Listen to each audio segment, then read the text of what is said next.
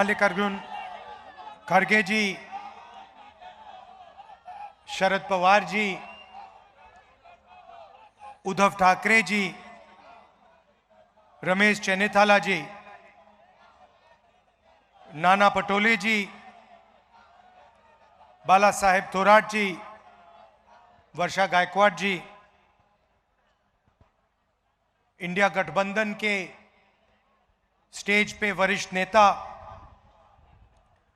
India गठबंधन के प्यारे कार्यकर्ता, भाइयों और बहनों, प्रेस के हमारे मित्रों, आप सबका यहां बहुत बहुत स्वागत। नमस्कार।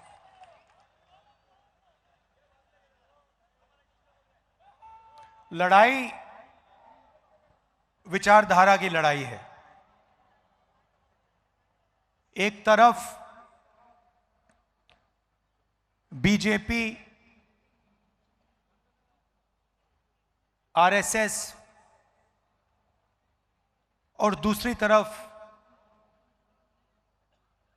इंडिया गठबंधन। एक तरफ अंबेडकर जी का संविधान, एकता, समानता, मोहब्बत, रिस्पेक्ट, और दूसरी तरफ सामने से नहीं, छुपकर बीजेपी के लोग, आरएसएस के लोग इस संविधान को खत्म करना चाहते हैं। सामने से नहीं कह सकते हैं, सामने से कहेंगे तो नतीजा उनको मालूम है, पूरा का पूरा देश उनके सामने खड़ा हो जाएगा। इसलिए वो सामने से नहीं कहते हैं, छुपकर संविधान को कमजोर करते हैं।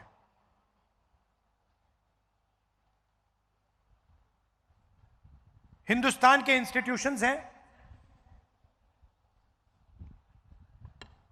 संस्थाएं हैं,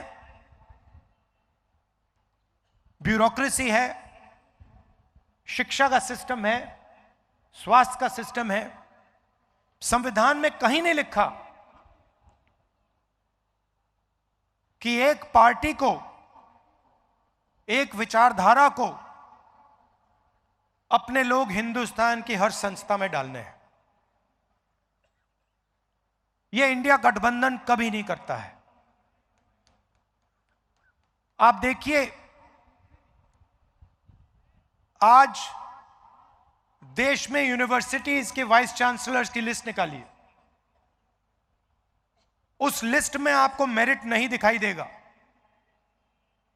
सिर्फ क्वालिफिकेशन सिर्फ आरएसएस की मेंबरशिप का है। वाइस चांसलर बनना है, आरएसएस की मेंबरशिप लीजिए। साइंस के बारे में, ज्योग्राफी के बारे में, हिस्ट्री के बारे में कुछ मालूम ना हो, कोई फर्क नहीं पड़ता।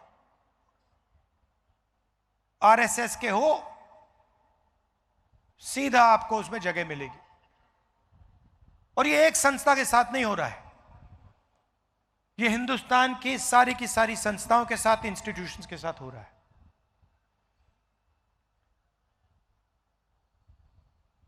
इलेक्शन कमीशन पर दबाव डालते हैं,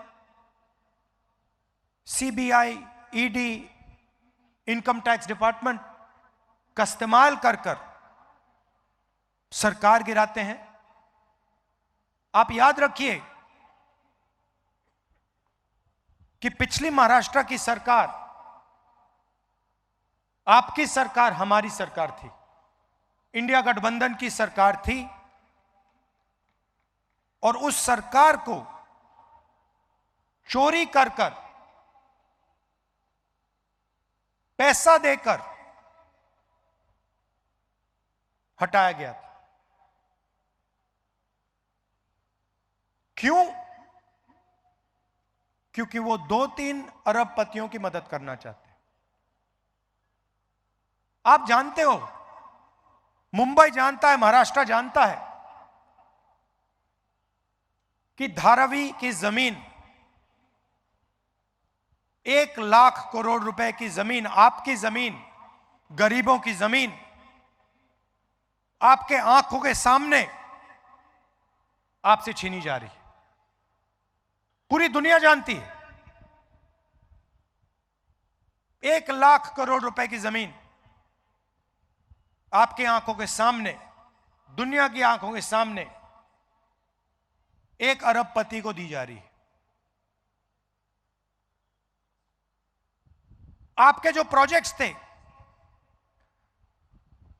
चाहे वो एप्पल आईफोन की फैक्ट्री हो, चाहे वो हवाई जहाज बोइंग का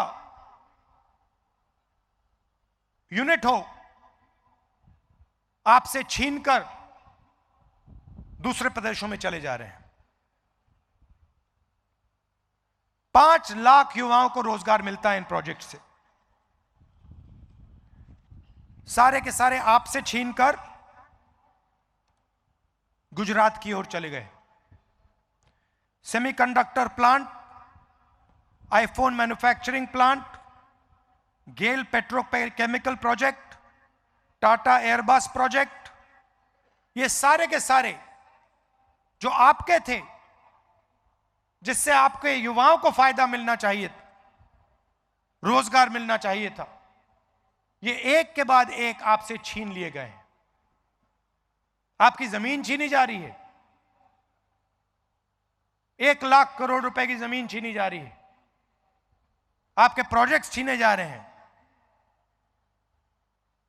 यह है बीजेपी की सरकार। आपको कहते हैं कि आपको हम पैसा देंगे, महिलाओं को पैसा देंगे, मगर हमने आंकड़े निकाले।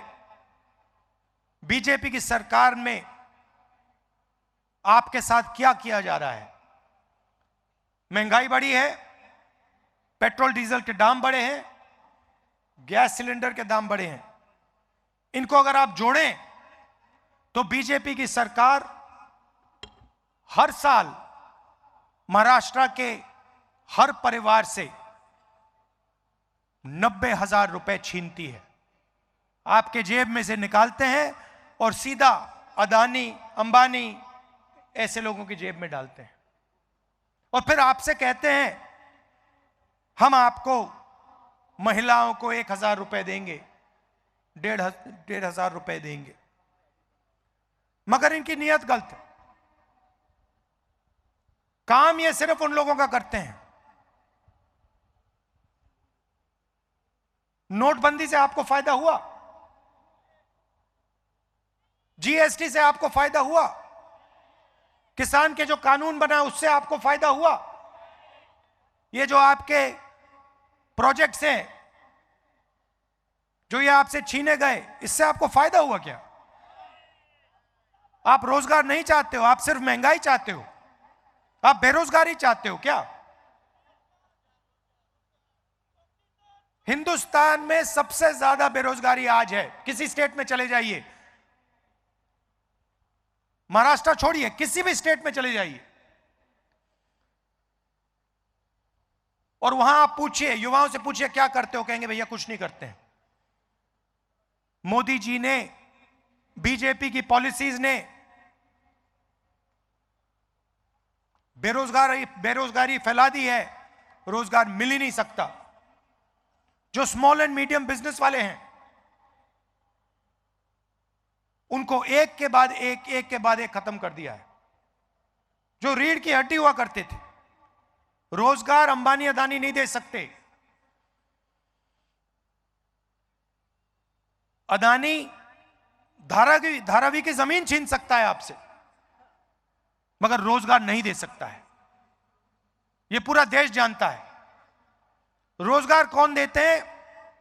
स्मॉल मीडियम इंडस्ट्री वाले लोग, जो मैन्युफैक्चरिंग करते हैं, जो हाथ से काम करते हैं, ये लोग रोजगार देते हैं। और इन सब को बीजेपी के लोगों ने, इनकी सरकारों ने खत्म कर दिया है। नोटबंदी, जीएसटी, ये पॉलिसीज नहीं है, ये हथियार हैं।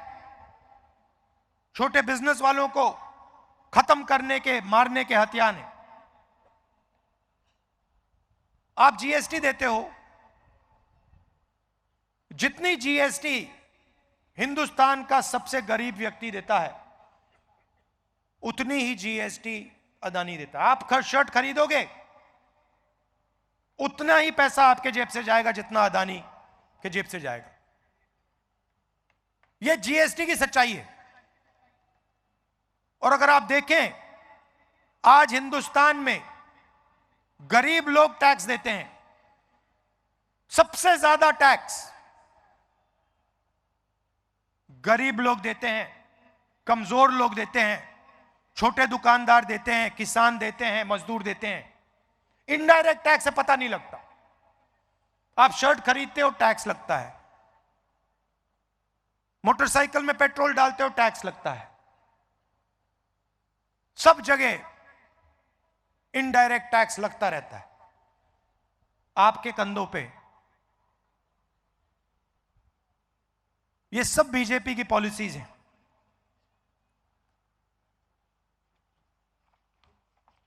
मैंने संविधान की बात की, यह विचारधारा की लड़ाई है।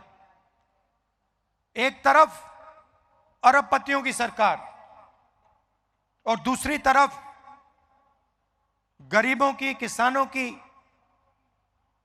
स्मॉल और मीडियम बिजनेस चलाने वालों की, युवाओं की सरकार। इसीलिए इंडिया गठबंधन ने महाराष्ट्र की जनता को 5 गारंटी की है। और आज मुझे कहा गया है कि आपको मैं 5 गारंटीज में से पहली गारंटी के बारे में बताऊं। शरद पवार जी, उद्धव ठाकरे जी और खारगे जी आपको बाकी गारंटीज के बारे में बताएंगे, मगर मैं आपको महालक्ष्मी योजना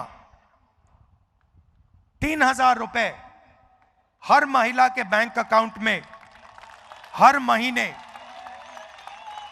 इंडिया गठबंधन की सरकार डालने जा रही है। हर महीने बैंक अकाउंट में महाराष्ट्र की महिलाओं को 3,000 रुपए सीधा खटाखट नजर जाएगा।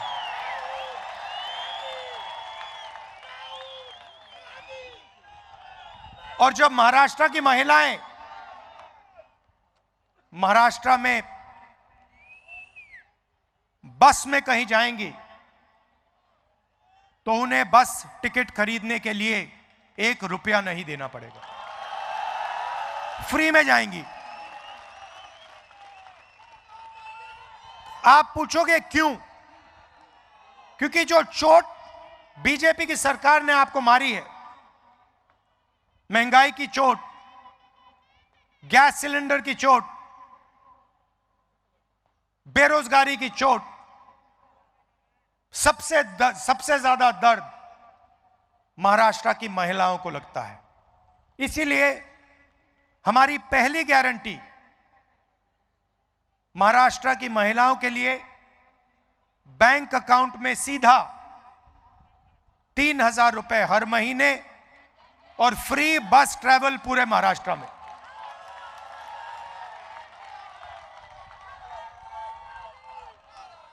जो बाकी गारंटीज हैं उनके बारे में शरद पवार जी, उद्धव ठाकरे जी और खारगे जी आपको बताएंगे।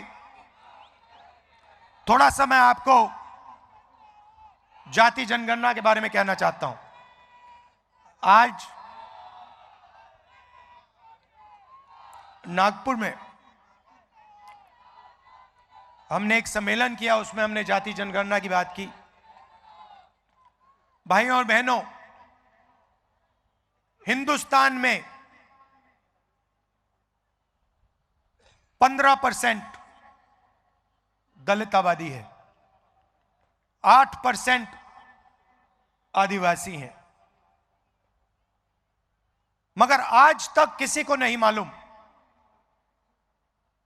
कि इस देश में पिछड़े वर्ग के कितने लोग हैं। कोई कहता है 50 हैं, कोई कहता है 55% हैं, कोई कहता है 60% है, किसी को नहीं मालूम। और जब हम देखते हैं, हिंदुस्तान की संस्थाओं को देखते हैं, मीडिया को देखते हैं, कॉर्पोरेट इंडिया को देखते हैं, जुडिशरी को देखते हैं, इन सब संस्थाओं में हमें ना पिछड़े वर्ग के लोग दिखते हैं, ना दलित दिखते हैं, ना आदिवासी दिखते हैं, ना माइनॉरिटी के लोग दिखते हैं, ना गरीब जनरल कास्ट के लोग दिखते हैं। इसलिए हम चाहते हैं कि देश में एक ऐतिहासिक कदम लिया जाए, जाति जनगणना किया जाए और पूरे हिंदुस्तान के लोगों को, हर वर्ग के लोगों को यह पता लगे कि पावर स्ट्रक्चर में उनकी कितनी हिस्सेदारी है, इस देश में धन किसके हाथ में है, संस्थाएं किसके हाथ में है। इसीलिए हमने लोकसभा के चुनाव में कहा था कि अगर हमारी सरकार दिल्ली में बनेगी तो हमारा पहला कदम जाति जनगणना होगा।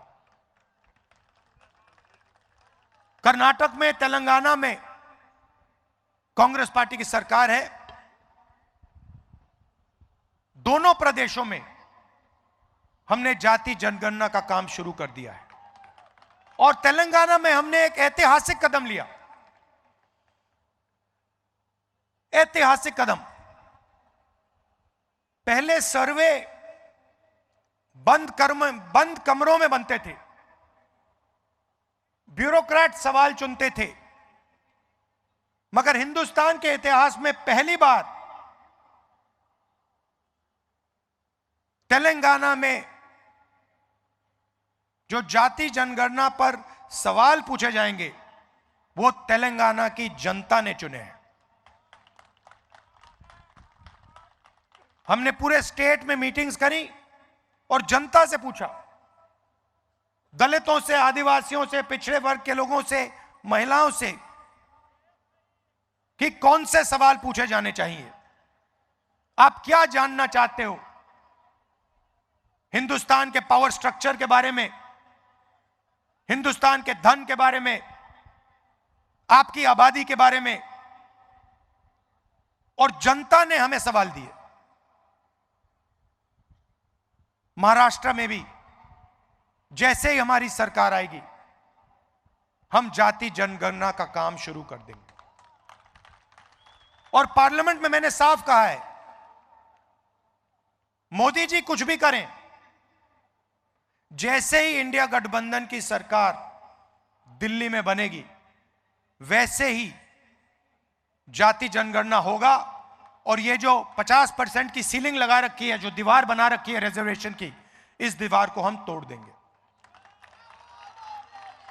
भाइयों और बहनों, विचारधारा की लड़ाई है। अगर यह संविधान खत्म हो गया तो हिंदुस्तान के गरीब लोगों के पास, दलितों के पास, आदिवासियों के पास, पिछड़ों के पास कुछ नहीं बचेगा। जो भी आज आपको मिला है, चाहे ये IITs हो, IIM हो, शिक्षा का सिस्टम हो, स्वास्थ्य का सिस्टम हो, आपकी जमीन की रक्षा, ये सब संविधान करता है। अगर आज अदानी जी पर थोड़ी सी रोक लगी हुई है तो यह संविधान के कारण रोक लगी हुई है। और यह जो किताब है, यह सिर्फ एक किताब नहीं है। इस किताब में महापुरुषों की सोच, हिंदुस्तान की आवाज है इस किताब में। इसमें अंबेडकर जी की आवाज है, फूले जी की आवाज है, गांधी जी की आवाज है, बसवन्ना जी की आवाज है, नारायण गुरु जी की आवाज है, बुद्ध भगवान की आवाज है। उन सब की आवाज इस किताब में है। और हिंदुस्तान की आवाज, गरीबों की आवाज, दलितों की, पिछड़ों की, कमजोर लोगों की, किसानों की आवाज इसमें है। और आस्ते आस्ते नरेंद्र मोदी, आरएसएस और बीजेपी इस किताब को खत्म करने में लगे हैं। इंडिया गठबंधन आपको मैसेज देना चाहता है कि कुछ भी हो जाए, संविधान को कोई नहीं छुएगा, कोई नहीं खत्म कर पाएगा। इंडिया गठबंधन एक साथ खड़ा है, हिंदुस्तान की जनता एक साथ खड़ी है। हम इसको कभी खत्म नहीं होने देंगे। आप सबका मैं दिल से धन्यवाद करता हूं। चुनाव का समय है। आपकी जो पिछली सरकार थी वो आपके हाथों से चोरी की गई। बीजेपी, आरएसएस, इन लोगों ने आपसे आपकी सरकार छीनी। चोरी करके, एमएलए खरीद कर आपकी सरकार छीनी गई। यह आप याद रखिए। और इस बार महाराष्ट्र की सरकार बनाइए, जो आपके प्रोजेक्ट दूसरे प्रदेशों में ना भेजे, जो आपकी धारावी की जमीन अदानी जी के हवाले ना करे, मगर महाराष्ट्र के किसानों के लिए, मजदूरों के लिए, छोटे व्यापारियों के लिए, स्मॉल और मीडियम बिजनेस और युवाओं के लिए काम करे। आप सबका फिर से बहुत बहुत धन्यवाद। नमस्कार। जय हिंद।